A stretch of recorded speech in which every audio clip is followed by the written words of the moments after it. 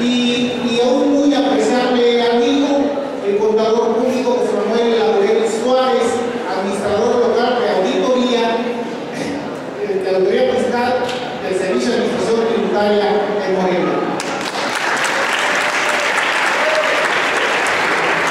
Seguramente lo que ustedes escuchen de ellos será de interés y aparte tendrá muchas repercusiones en su actuar profesional. Aparte de eso diría, aprovechen que están ellos ahorita aquí, ahorita con la libertad del mundo les pueden preguntar cualquier cosa. Constando en sus oficinas, a lo mejor ya no les va a pasar igual. Gracias, muy amables.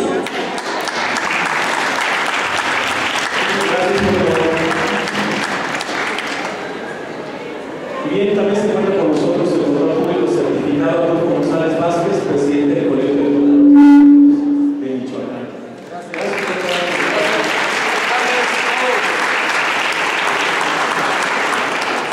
Bien, pues vamos a comenzar la plática del día de hoy. Me voy a permitir dar lectura a una breve currícula de nuestros amigos que nos acompañan el día de hoy.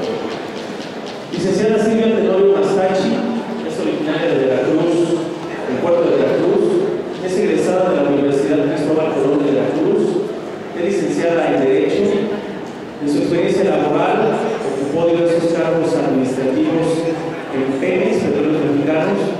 Tiene 25 años de antigüedad como funcionaria pública federal de la Secretaría de Hacienda y Crédito Público y el Servicio de Administración Tributaria, ocupando distintos puestos desde el año de 1987 a la fecha.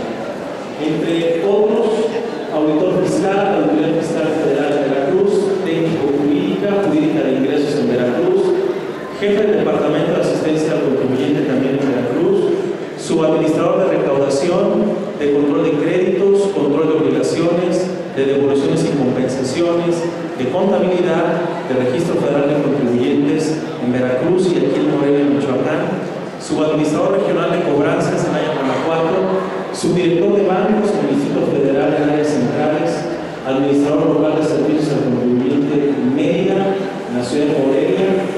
Después nos la robaron los de León y afortunadamente también otra vez contamos con su presencia aquí como catedrática, dando las materias en Derecho Fiscal en la Universidad de Michoacán, en la Universidad Latina y en la Abasto de Quiroga. Demos otra vez un fuerte aplauso a la Universidad. Muchas gracias por estar aquí. Y por supuesto que también es un gusto muy grande contar con la presencia del contador José Manuel Laurel Suárez, administrador local de Auditoría Fiscal de Morelia. En su trayectoria se ha fungido como administrador de área en la Administración Central de Operación de la Fiscalización Nacional de la Administración General de Auditoría Fiscal Federal, administrador de área de la Administración Central de Fiscalización Aduanera de la Administración General de Aduanas, jefe de visitas domiciliarias en la aduana del Aeropuerto Internacional de la Ciudad de México, jefe de Departamento de Fiscalización en la Subprocuraduría Fiscal Federal de Investigaciones de la Procuraduría Fiscal de la Federación, jefe de Departamento de Auditoría en la Administración Local de Grandes Contribuyentes de Guadalajara, subadministrador de Auditoría Fiscal en las administraciones locales de Auditoría Fiscal de Iguala, Acapulco, Zapopan, Guadalajara Sur, Guadalajara Centro y subdirector de Auditoría Fiscal en la Dirección de Auditoría Fiscal del Estado de Jalisco, entre otros. Pero además es una excelente persona con una gran sensibilidad a los problemas que suceden en la vida de los contribuyentes y es un verdadero honor contar con usted aquí. Muchas gracias.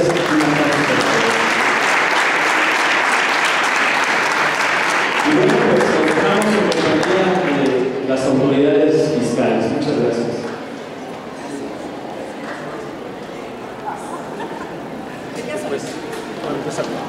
¿Cómo están? Buenas tardes.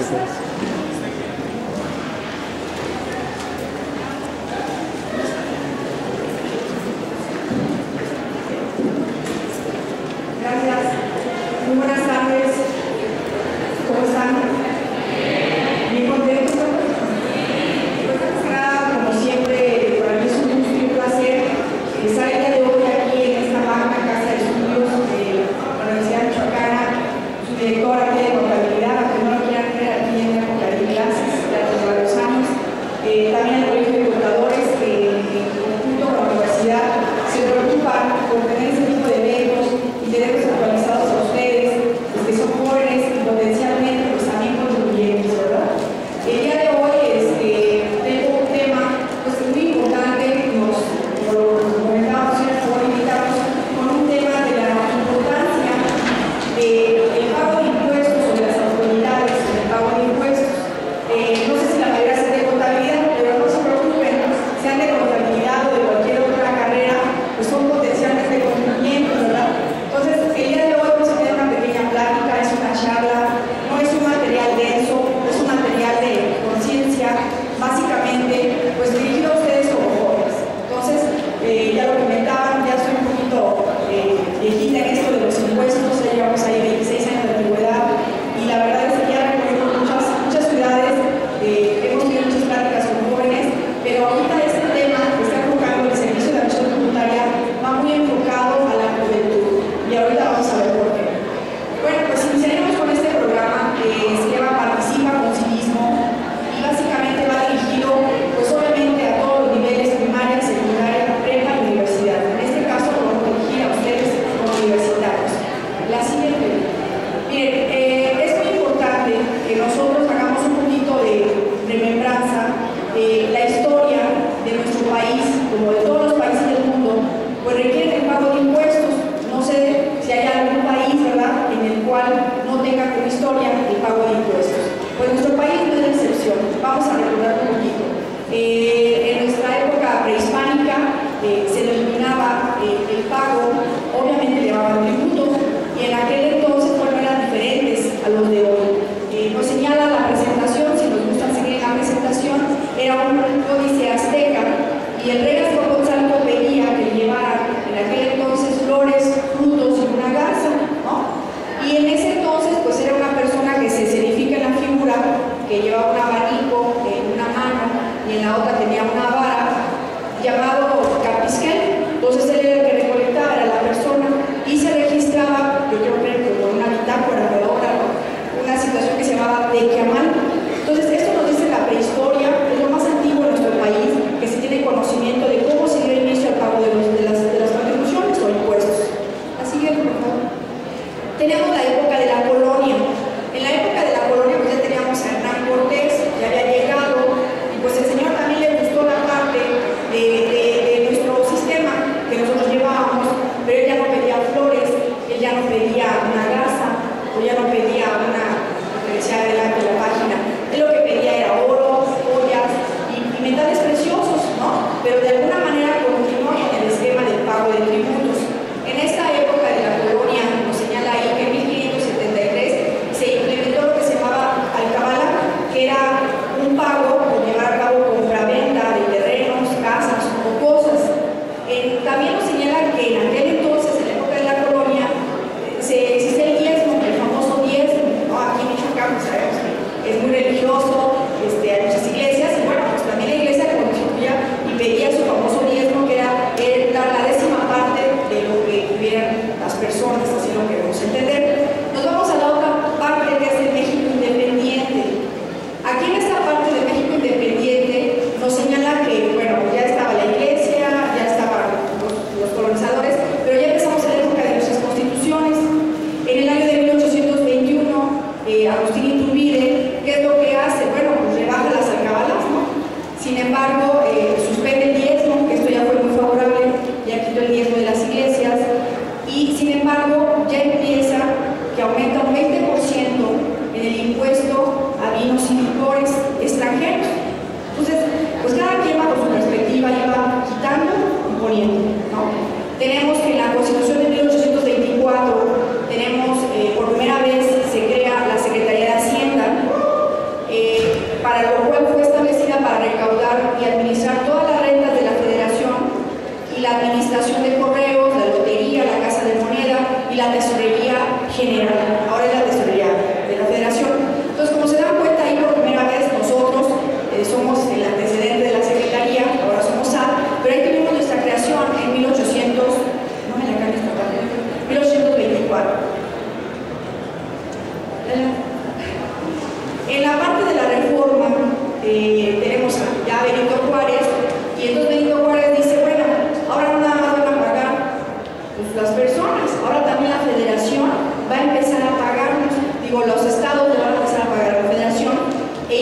inicia lo que llamaba contingente. Esta parte llamada contingente era la aportación que hacían los estados a la federación. Entonces, si se dan cuenta, ya fuimos desde la prehistoria, fuimos a la época de la independencia y así vamos. Y aquí dice reforma, ¿sabes qué? Ahora los estados también contribuyen con la federación. Y también ordena el impuesto del 5% sobre importaciones. Ya en el anterior dijeron que era el vino extranjero, él dice no nada más el vino, sino también ahora sobre las importaciones. Y cada momento de nuestra vida, hasta ahorita ustedes van viendo, pues el Estado tiene que sobrevivir y tiene que tener vida y tiene que vivir pues por el pago de los impuestos. Esa es la función como autoridad que tenemos, de administrar, de cobrar y de aplicar. Y según lo que nos señala que él también pedía ese pago de importaciones porque reponían o mejoraban el uso de las líneas del telégrafo. ¿Se acuerdan que en aquellos era el telégrafo? Entonces tenía que dar el mantenimiento y para eso se aplicaba ese 5%. Vamos a la época del porfiriato. En la época del porfiriato nos señala, se duplicó el impuesto del timbre. Yo me acuerdo, digo, que no lo quieran creer, si estoy grande, pero no grande, mi abuelita, me acuerdo que me hablaba del impuesto del timbre, y el timbre era el impuesto que se añadía a los documentos oficiales en la época del porfiriato. Sin embargo, también señalaban aquí que se cobraban impuestos por adelantado, ¿no? Imagínense, ¿no? En nuestra época, cobrar impuestos por adelantado. Entonces, pues en aquella época del porfiriato se daban el lujo de que pagaran impuestos por adelantado. Y nos señalan también que en 1893 ya se empezó a gravar el alcohol, el tabaco, las donaciones, las herencias y se aumentaron las cuotas de los estados a la federación. Aquí señalan que se empezó a vigilar muy activamente a los contribuyentes o a las personas y a los estados y hubo un aumento en la recaudación, pero bueno, también con sus bemoles de que anticipaban el pago de impuestos. Llegó la época de la revolución y aquí pues es una especie de receso porque suspenden el pago de los impuestos. ¿Por qué? Pues porque era una situación de lucha armada y pues ya sabemos que había jefes militares y pues nuestro país estaba pues, en revolución. ¿Qué pasaba? Pues las oficinas federales de aquel entonces de Hacienda pues estaban a la mano de ellos. ¿Y qué hacían ellos? Pues se despachaban y ocupaban ese dinero que estaba recaudando o inclusive ellos imponían sus impuestos, inclusive también generaban sus propios billetes y sus billetes de cada jefe militar le llamaban bilimiches, algo así aquí dice. Entonces, ¿qué pasa aquí? Bueno, pues hubo una especie de, se separaron, pero sin embargo ellos hacían sus propios cobros de pago de impuestos. Nos señala que aquí ya se empieza a controlar el pago del impuesto respecto de situaciones que dañan la salud, como era el alcohol y el tabaco.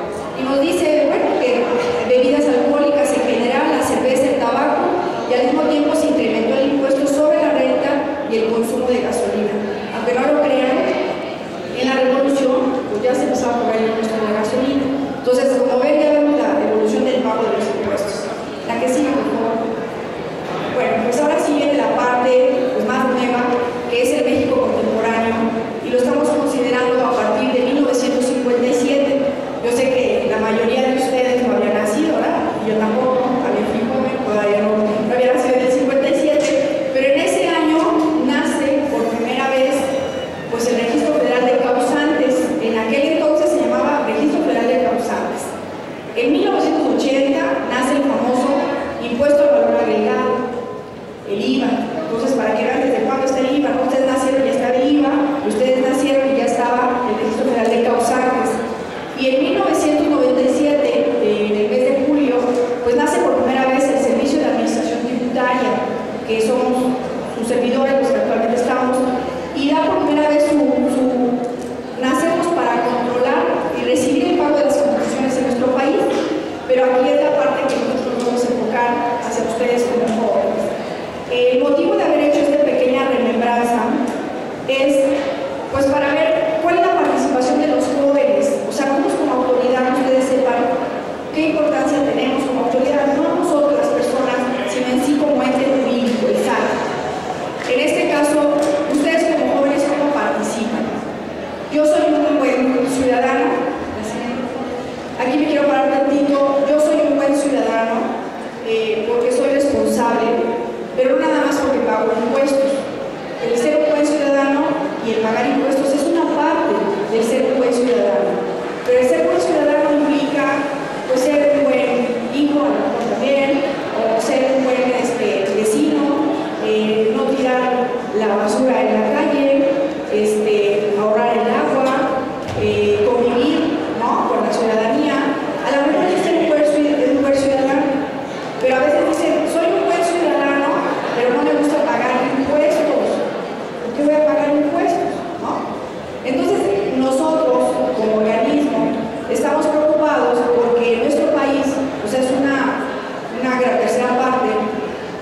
poderes que conforman todo nuestro país.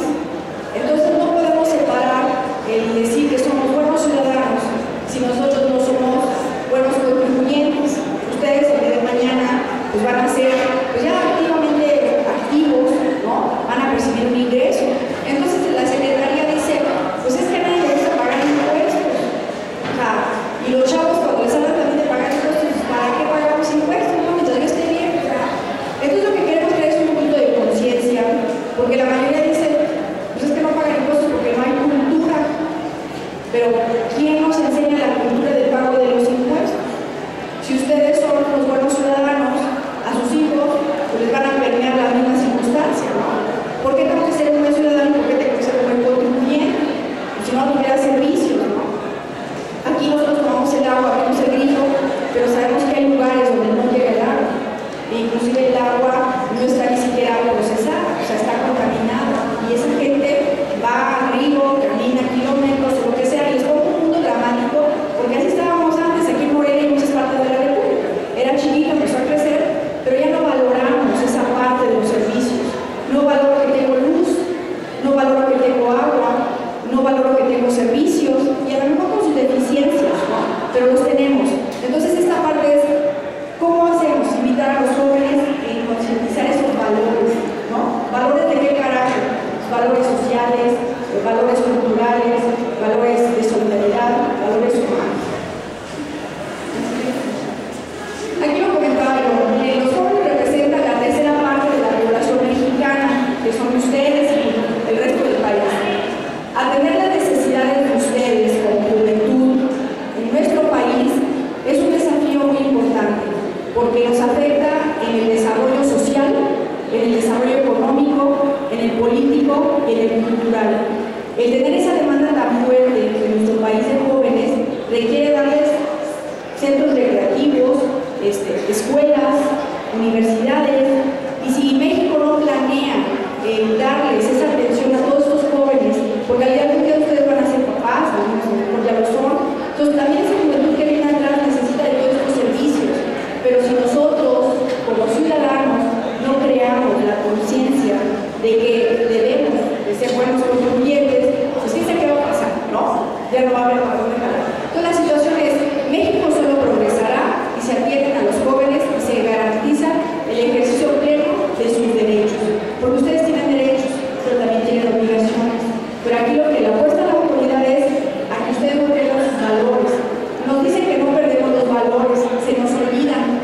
De repente tiramos la colilla del cigarro, ¿cierto o no? ¿Cierto o no? ¿Sí la tiramos?